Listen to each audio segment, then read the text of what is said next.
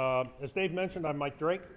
I am the training officer for the Pinellas County Auxiliary Communications Service, and I want to talk to you a little bit about training plans. In particular, why do you need a training plan, and how to identify the missions and the skill sets that you should incorporate into your local organizational training plan. So let's see if we can make this work. Here we go. So first of all, why do you need an organizational training plan? These are the three areas we're going to talk about. How to identify any missing skills that you currently don't know you need to incorporate in your plan, and then we'll just wrap it up with a quick conclusion. So, what's the objective of an organizational training plan? Well, ideally, you want to align your training to the missions that you're going to perform as an organization. That's one of the key points that we need to do here. And being an old military guy, see if we can make this work. There we go. In the military, we said you need to train the way you fight. For us, we need to train the same way we're going to activate. So it doesn't do any good to do training on skills that you're never going to use when you activate, or miss the skills that you are going to use. So essentially, your training will fail if that's where you're at. So you want your training to mirror your real-world environments, essentially types of places you're going to actually deploy. You want to make sure that you're training using the missions you're actually going to perform, and ideally, during an activation, test and train with the skills that you're actually going to use. So those are some of the key points you need to look at when you're putting a training plan together. Okay, so if we look at what we've got out there right now, and when you look at a list of skills that you can train to, we really have a couple here that we can deal with. We can start off with the ARRL's ARES training plan. And of course, as Dave mentioned here a few minutes ago, we've got the U.S. Department of Homeland Security's ARESCON task book. Now, both of these are going to list skills that you need to master in order to get those task books signed off. So let's look at those real quickly. So if we look at the ARES training plan, it really breaks stuff up into three different levels of qualifications. First and foremost, it is built by the ARRL. It is a national standard that you're dealing with, and it has recommended minimum proficiencies. So if you look at level 1, what you need to do to be certified at level 1, you need to complete a couple of online courses from FEMA, IS 100 and IS 700. You need to complete the ARRL's basic MCON course. Again, that's an online course you guys can take. You need to join, you need to basically obtain a ARES task book, join ARES, and have an amateur radio license. If you can check those boxes off, you can be certified at level 1 by your EC. Level 2 is where we want most of our ARES people to be certified at. And this adds some additional skills for you to master. You need to complete a couple of additional online courses, IS 200 and 800. You need to complete the ARRL's intermediate MCON class. Participate in a net 4 times a year. That's only 4 times a year that you're required to do that in order to get that box checked off. Program an HT with tone, frequency, and offset, and be able to write and send an ICS 213. Those are all the skills you need to master to get checked off at level 2. Level 3 is really for those individuals who are interested in a leadership position within ARES, and most people are not going to probably go that way, so we really need to focus on getting people to level 2. Now, there's another important point here. At the EC's discretion, he can add additional skills to this that might be important to a specific ARES organization. So that's one of the things they have, and when you look at that task book, you'll actually see areas for those skills to be added by the EC to be signed off. Now let's talk about ARESCON. ARESCON position task book, first of all, as Dave mentioned, ARESCON is an official ICS position. It's designed to help with local, county, regional, tribal, state organizations when there's an emergency. It's a formal training course, as Dave mentioned. It's a 3-day class you have to complete. When you actually open up this task book, what you're going to see is a long list of tasks that you need to demonstrate proficiency in. They're broken up into these 7 categories. I'm not going to go ahead and read them off to you, but these are the 7 areas that are going to have skills that you need to master in order to get this book signed off. It does require formal signature by the state of Florida statewide interoperability coordinator in order to check that box as being fully certified. So we now have 2 books that have tasks for you to look at and gives you opportunities to master these skills. Pardon me. These skills are really, if you're going to get deployed under the incident command system, that's what this is really targeting. So these plans are national plans. They're not designed for individual locales anywhere in the country. They don't cover all the unique missions that you might have in your county or your local organization, your city or town. It does perform the role of an excellent foundation to build your training plan upon. So keep that in mind. It's an excellent, excellent foundation. However, if you limit all your training just to these skills, you're going to miss a lot that you need to master in a real world environment, especially here in Florida. We have an opportunity, unfortunately, to activate more often than a lot of other places in the country do. So, let's identify some of those missing skills and how do you go about doing that. This part of the process is really where you and your team can sit down and start asking a long list of questions. You can brainstorm a lot of this, and I'm going to go through what some of those questions are you really need to think about when you start building your set of skills that you need. So, first one, where do you deploy? That's kind of an important thing. Are you deploying to an emergency operations center like this building?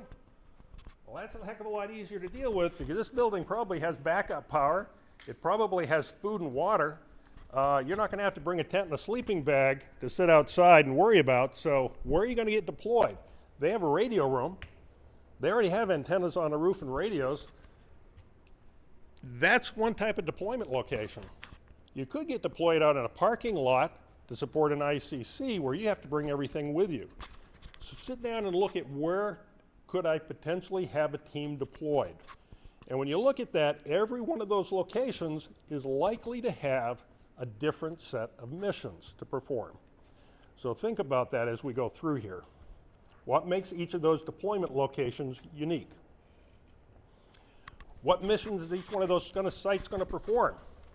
And when you look at that, you need to say, first of all, who do I need to communicate with? Does this specific location need to communicate just with an EOC, or do they need to communicate with the state of Florida EOC? Do they need to talk to the Coast Guard? Who do they need to talk to? That's going to drive a lot of your decision making as to what equipment and what training those individuals require. What type of information are you going to exchange? Are you going to exchange digital information? Are you going to exchange voice information? Do you have any information, for example, that you can't release to the public because it's personally identifiable information? If that's the case, you're not sending it via amateur radio. You need to figure out a way to get it from point A to point B where it's not going to get released and find its way into the press. What methods of communications are you going to use? There's all kinds of different ways to communicate.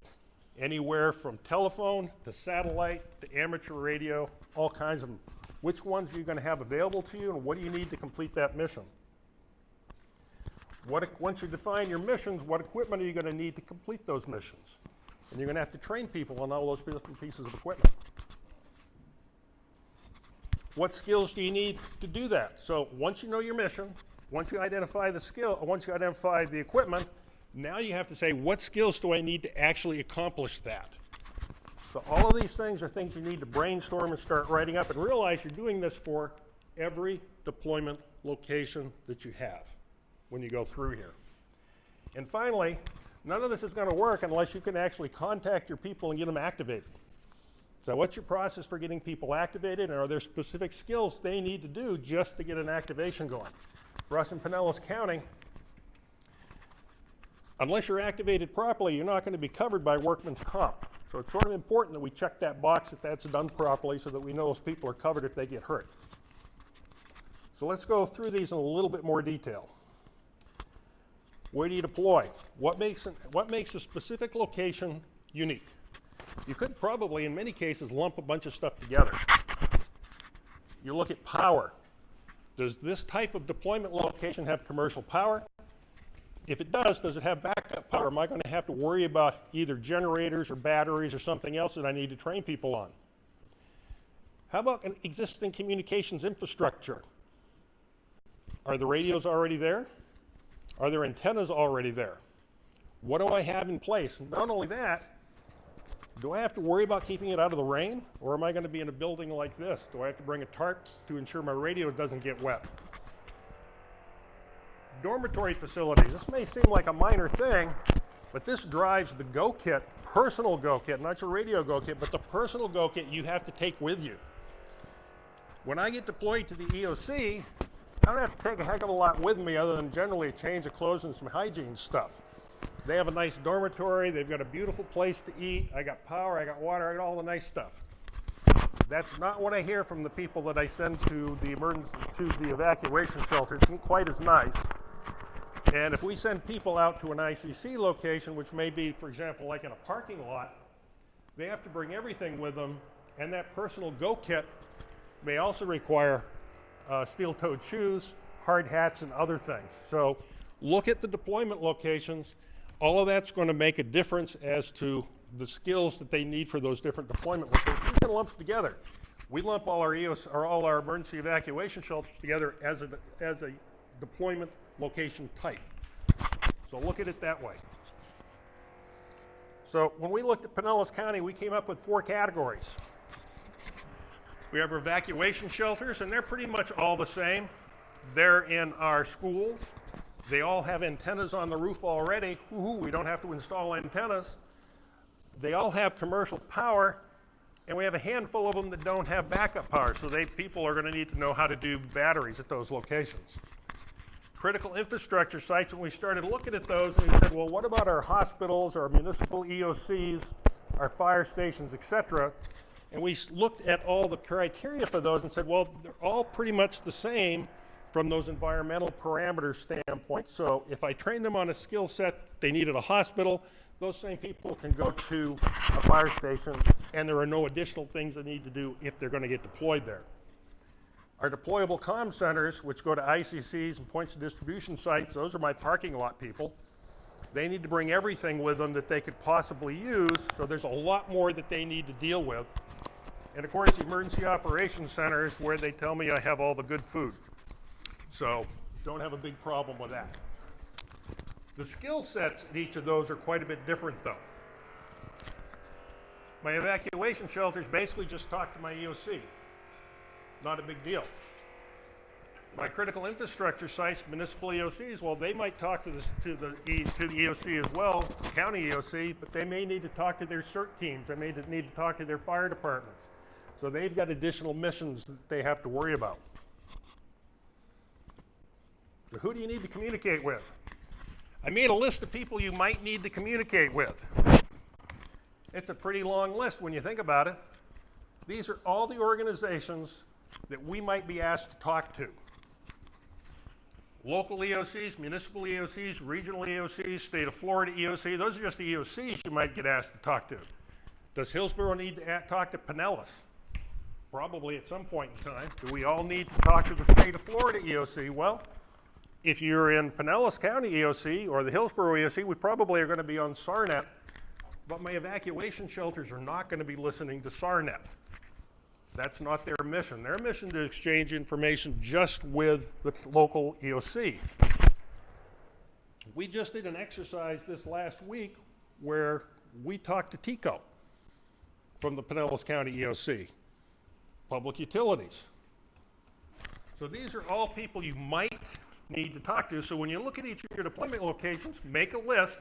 Who do I need to talk to? Not who could I talk to, who do I need to talk to? Because you might use a different radio to talk to the Coast Guard then you're going to need to talk to an emergency evacuation shelter. And you don't want to have to train people on all of these type of communication systems if you don't need to. So be critical about what the mission is for every deployment location. Hospitals don't need to talk to the Coast Guard, so that gets knocked off that list for any of those deployment locations. If you guys have questions, don't hesitate to ask. Yes, sir.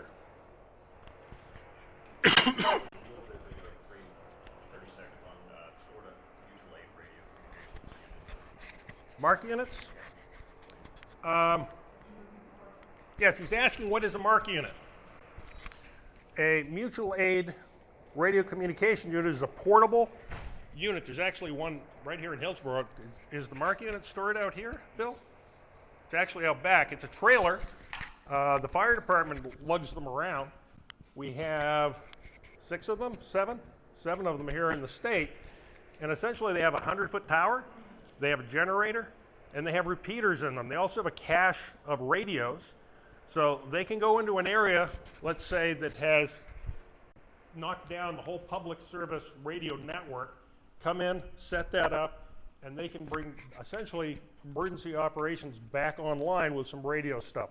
That's the same thing as a cow, right? No, cow is different. Cow is for cellular networks.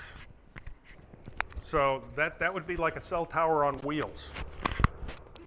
I thought it was communication on wheels. Usually we refer to a cow as a cell tower on wheels. Okay, so we actually have some, I'll call them mini cows in Pinellas County that we use. But yeah, this will bring in public surface radios, and a lot of times there'll be interoperability frequencies. It'll be in the NIFOGs. So that's the kind of stuff that's in there, and they'll open them up, and there'll be a big box full of handheld radios that they can hand out to people so they can get emergency communications and emergency first responders back online. Yes, sir?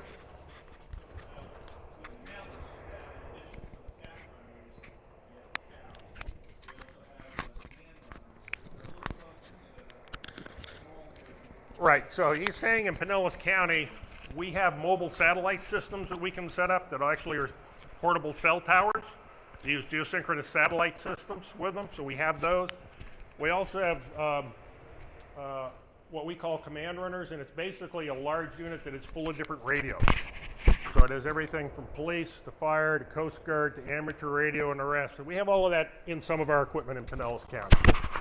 So, any other questions? Yes, sir.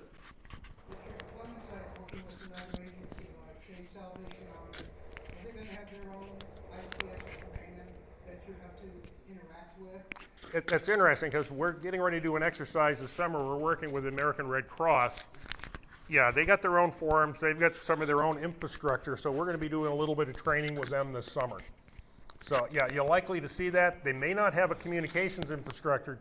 It depends on where you're at. Some of the Salvation Army areas and some of the American Red Cross areas actually do have ham radio operators that work with them. It's smaller here in this area, but we are going to do some work with the American Red Cross, so we'll have a little bit better understanding of that after our exercise is done. Any other questions? Okay. Yes, sir.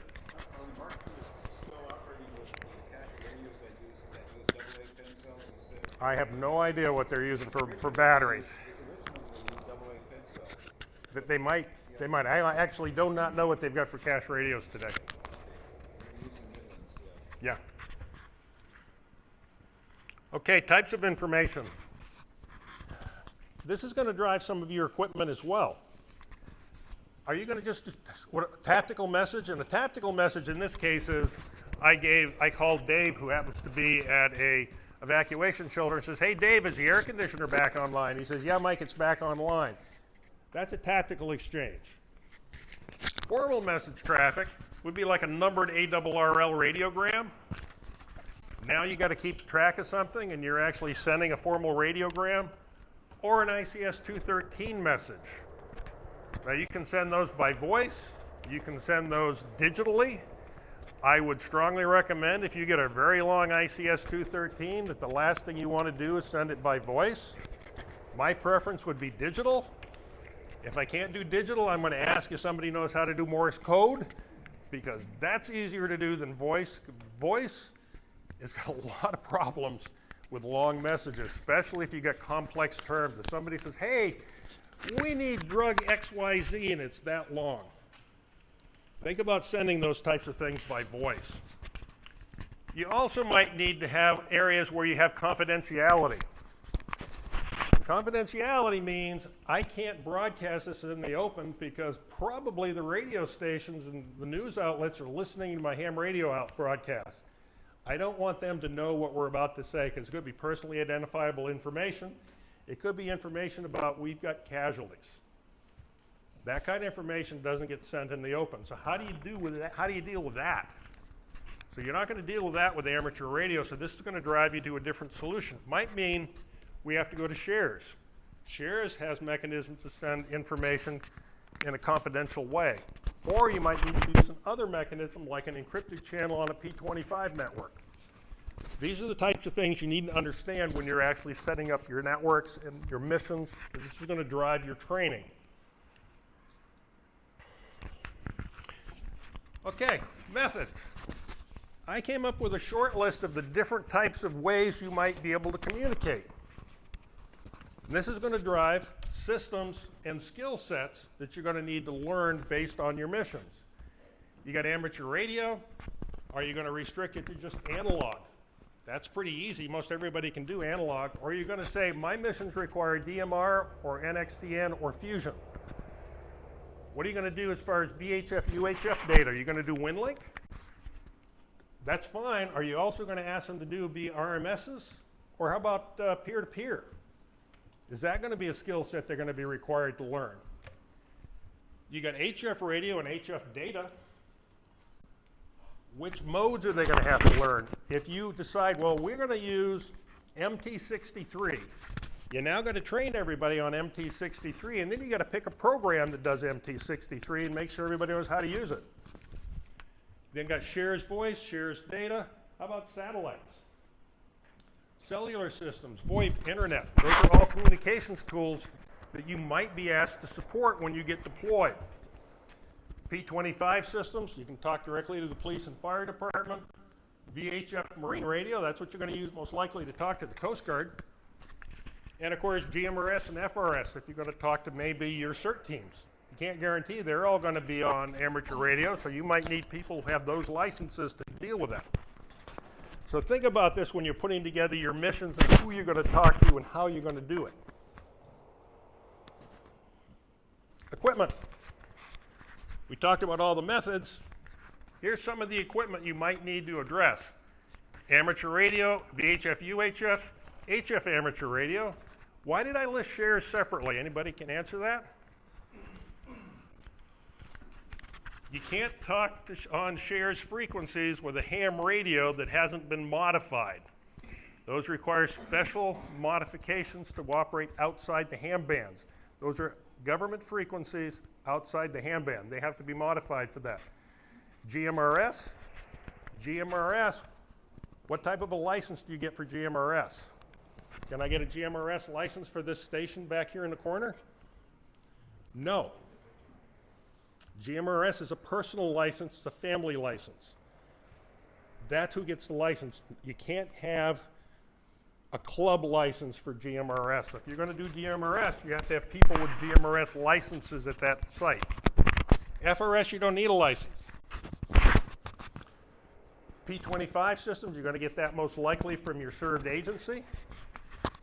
Marine radios, we have a marine radio in the EOC in Pinellas County. Not everybody does, but you can get those. We have portable Starlink. You're going to see this a lot when you get deployed. People are going to ask you, I need you to help me set up my Starlink terminal. Or what we used to have happen when we'd go to our emergency evacuation shelter, we'd have the shelter manager come out and says, hey, I found this sat phone. Can you turn it on and make it work for me? And we'd say, when was the last time that was turned on? Well, we had a hurricane about 5 years ago. I think you turned it on then. Those are the kind of things you're going to run into. And the answer was, no, we can't help you with that sat phone because A, you don't have, it just doesn't work anymore with you. Now the MARC units, correct me if I'm wrong, Dave, have HF radios in them so that they could operate shares. So they should have an HF antenna in there as well. I'm not sure if it does. I think when we did the Marconi exercise, one of the MARC units we had actually had a radio. Yeah, I remember that. I don't think I'm not clear. I don't hear talk about it. I don't think It's Codan radio. I think the ones that they had up in the Panhandle were Codans. Yeah. So, Or ALE. or yeah, for ALE. Yeah. Everybody know what I'm going to use that term. ALE. People know what ALE is. Automatic link establishment. Automatic link establishment is a computer program that, or a radio that sort of takes the guesswork out of using HF radio for people like firemen who are going to run these MARC units. You basically turn it on, and it periodically sends out, I'll call it a beacon, it's called a sounding, on a whole range of frequencies that says, here I am, and this is the frequency I'm transmitting on. And everybody else does the same thing. You get a database together, and it says, oh, well, I need to talk to Dave, and the last time I heard him at this time of day, I heard him best on 40 meters. So I go to the front of the radio and say, I want to talk to Dave. It's like a phone. And it says, I'm going to call him on 40 meters because that should work. So that's what ALE is. It's an automated system that takes the guesswork out of using HF radios for people who are not radio operators. So I also have down here VSAT satellite systems, which could be portable cell towers, and UHF, VHF public safety radios. These are ones that are not ham radios. These are operating on interoperability frequencies that are, again, not in the amateur band, but those that you use during an activation event for first responders. There's all kinds of different radios. The more of these you have, the more training you got to do. So look at your missions, pick the ones you have to have, and don't include ones you don't have to have. Okay, how much of that is ham radio? Look at that list and tell me how many of those are ham radios. 2. 2. Is this going to work? Yeah, 2 up in the upper corner. That's everything else is not ham radio. We are not just ham radio people, we're emergency communicators. So when you get deployed, these other systems are also an important part of what we do. So keep that in mind when you look at your training. In a lot of cases, you're just going to be asked to help people set this stuff up. Okay, so let's go through a possible set of missions and skills that you can have. Mission, I'm going to make this simple, evacuation shelter. They got to talk to the least number of people and need the least amount of hardware. I want you to communicate between an evacuation shelter and a local EOC using VHF, UHF amateur radios, and I want you to be able to do it with repeaters and simplex nets. There's a mission. I'll be a little bit more specific. Exchange both tactical, remember tactical is just short exchanges, and formal traffic. Now I want you to do an ICS 213 by voice. Everybody know how to do that? Everybody done that? Be honest. Most of us haven't, okay? Most people haven't done that. Be able to do that by voice and do it digitally. That's not an outrageous set of requirements for a mission to go to an evacuation shelter. Set up a UHF, VHF radio, talk to the local EOC, be able to exchange tactical and formal message traffic by voice and by some digital means. That's it. There's your mission. Okay, before you can do that, you got to get activated. Doesn't do any good to train people on how to do everything and then you can't activate them because you can't either talk to them or they don't know where to go or when to be there. So let's talk about activation. And I'm going to walk through some of the skills we came up with in Pinellas to give you an idea of what you could put in here. We use Alert Pinellas. This is a system where we can essentially, I can go onto a computer at the EOC and I can say, hey, we're going to activate Pinellas ACS at this time, and we need people to show up at the EOC on this day and this time. It sends out a text message and an email to everybody who's registered. So our people need to know, one, when they get a Pinellas alert or alert Pinellas to tell them to activate, They need to acknowledge that. They can do that right on their phone. Yep, I got the message and I'll be there. That shows up. We got a complete list of whose message has been sent to, who says they can activate, and who says they can't activate, and that they'll be there. I can get all of that right on my phone right back from them. I need to make sure they know how to do that. That's a pretty simple skill. It says, hey, their data is entered correctly in my database, and two, they know how to respond to when they get a text message with either I'll be there or I won't be there. Okay, I need them to arrive properly equipped and attired at the EOC at the designated reporting time and complete the check-in process.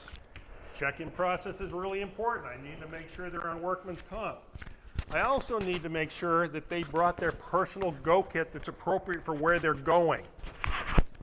Again, if they're going to go to the EOC, they're going to dress like this. They're going to have a little handbag with some small clothes in it. If, however, I'm going to send them to some high-profile location, I don't want them to show up in flip-flops and a dirty T-shirt with nothing else with them. I need to know they got the right go kit. There's a task for them. I need them to obtain the incident-specific information. Essentially, where are you going? When do you need to be there? How long are you going to be there? And what is the skills and tasks you're going to need to do when you get there? That's the incident action plan. Can they grab all that information? And do they know what it means? So this is a pretty easy thing to do during an exercise. I can do all of that in virtually any one of my exercises that I do. And I can check those off pretty easy or find out whether they can't do those skills. So that's all there really is to activation for us. So once I get them activated, let's look at the mission. Obtain, assemble, prepare the materials for a personal go kit, and I want it to last for 72 hours. That's usually what we expect at our evacuation shelters. Show me that you know what to take with you at an evacuation shelter. Really, again, easy to do during a testing operation. They can just bring it into the EOC. We can set it on the table and you go, yep, they know what to bring. Perform the pre-deployment maintenance on our go kits. For us, when we deploy somebody to an evacuation shelter, I have a pre-deployed go kit. Everything in a bag. That has a radio, that has a power supply, that has all the forms, everything they need to deploy to that location from a radio go kit standpoint. Our preventive maintenance task is, hey, come in, inventory it, make sure all the parts are there, set it up and make sure it works before you get halfway across town and set it up and find out that you're missing the power supply and the radio's busted. That's what we do before we deploy. That's the radio I use in my go kit. I use a lot of ICOM radios. I show up at our EOC, and what do they got for a VHF radio? They have a Yaesu 400 that I've never seen in my life, and it takes me 20 minutes the first time I see it to figure out how to do anything with it. People have got to know how to use the equipment they're going to get deployed with.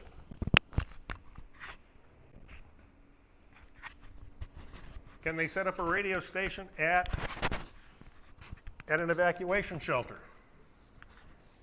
Okay, can they configure it to operate on a battery? Remember I said some of my evacuation shelters don't have backup power.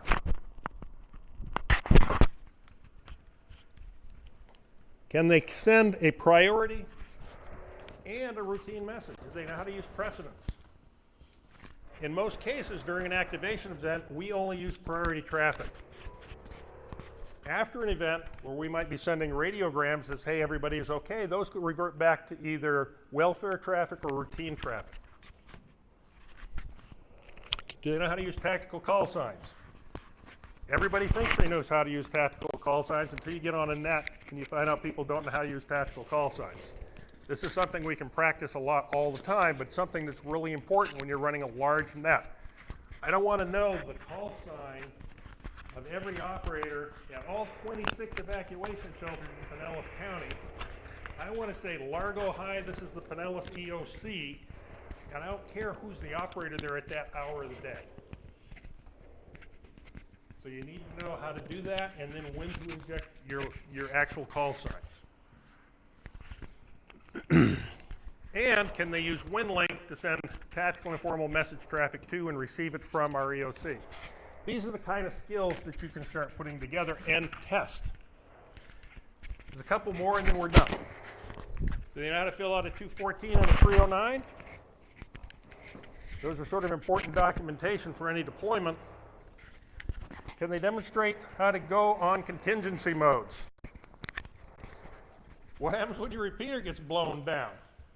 Do they know how to go operate on a contingency mode when the repeaters go offline? And finally, this is sort of a generic that we add to all of our positions. Can you attend all the local staff meetings, keep the local site supervisor apprised of what's going on, and perform what other tasks they might ask you to do? You may not always be on the radio. They may ask you to do some other stuff, and you need to be able to prepare to do that. So this is a short list of some of the tasks that we came up with. This is not the complete list for an emergency evacuation shelter. But these are the types of things that you can look at when you're going forward. And what's important to keep in mind here is once you define all your missions for the places you're going to deploy and all the skills you need to perform those missions, when you go to put together an exercise or a set, this is your set. You essentially say, well, during our exercise, we're going to send people to we're going to have a simulated evacuation shelter. Well, what do? This is what you do. Because if they can do this, they can deploy in the real world.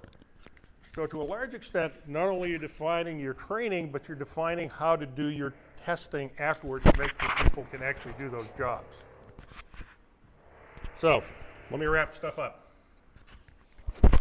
The objective of an organizational training plan is to align your training to your mission. The purpose of training is to ensure each individual assigned to a deployment location can execute that mission for that site. Many mission requirements are unique to deployment locations. Keep that in mind. Those people deployed to an EOC have a long list of missions they have to perform. The people at an evacuation shelter, much shorter list of skills they have to master. So tailor your training requirements to the deployment locations. We've got basically 4 types of deployment locations. We have training for each of those 4 locations independent. Everybody does not need to train on everything. Everybody does not need to do every mission. EOCs, we have to have people who are proficient in Web EOC so they can enter information into the Web EOC system for the county. Evacuation shelters don't do that, so they don't need to learn those skills.